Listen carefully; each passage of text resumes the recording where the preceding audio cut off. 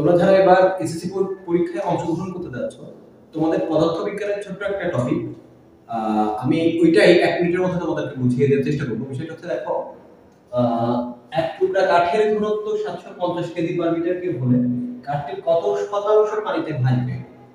বিষয়টা হচ্ছে খুব সহজ। আমরা জানি পানির ঘনত্ব 1000 কেজি পার মিটার কিউব, আর এখানে কাঠের ঘনত্ব দেওয়া আছে।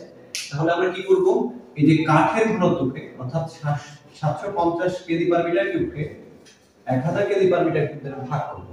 ভাগ করে তুমি যদি 100 গুণ করে দাও, তাহলে দেখো এখানে আমাদের অ্যানসার আসে হচ্ছে 75%। অর্থাৎ এই কাঠটির 75% ডুবে যাবে। তাহলে ভাগবে কত শতাংশ?